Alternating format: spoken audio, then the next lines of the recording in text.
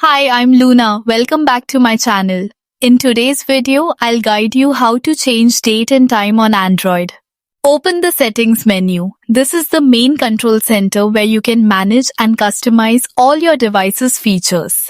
Next, scroll down to see the general management option and tap on it. On some devices, this option may appear slightly different depending on the brand, but it usually contains system-related settings. Now see the date and time option and open it. Here, you will see the automatic date and time setting. By default, this option is enabled, which means your phone automatically uses the network provided time. To manually change the date and time, you need to disable this option first. After turning off automatic date and time, tap on the date option. Set your preferred date and confirm it.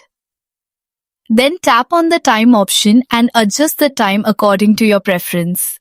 Once you have set both correctly, tap Save or Confirm to apply the changes.